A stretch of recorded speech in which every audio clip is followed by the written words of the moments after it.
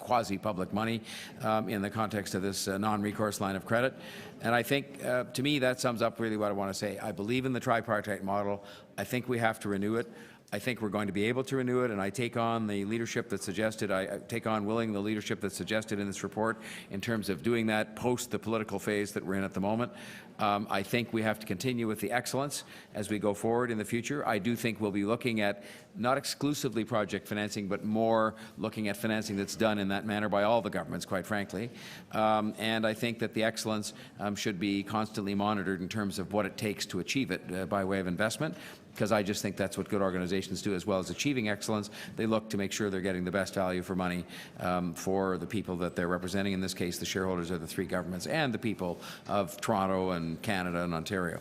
So I want to just one last word. Not only I'll join in certainly commending you if we don't have another chance, and I'm sure we will, John Campbell, because you've been a steady leader there, notwithstanding a lot of brickbats. And I also want to commend our acting city manager, who has had a lot to do with this waterfront file. And I've heard you all saying, and others say to me, what a good partner he's been, and that makes us proud, I think, as a city administration, to know that our senior-most person has been doing that and will, I hope, continue to do that. So those are my comments, and I'll be supporting this report. Now we had councillors Robinson and Pasternak, and we'll sort of hear from them in alphabetical order. Pasternak first. Oh no, it's after you, Alphonse. Fine. We're gonna do harmony. Whatever you wish. We're going to sing it, right? Whoever it is has 5 minutes.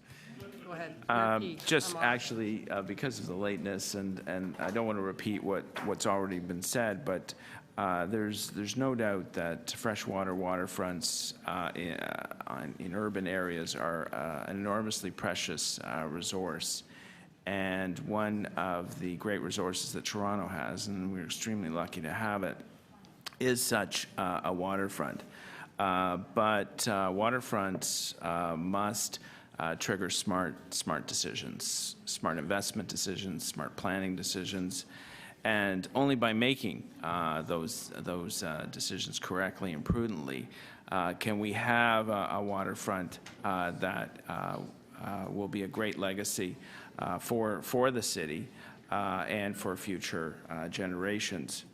So the question, when we read through reports like this, we are talking about the future. We're talking about an enormous sum of money, and it certainly begs the question of even if they're 30-cent dollars, should we or could we be spending the money elsewhere? Are there bigger needs in other parts of the city?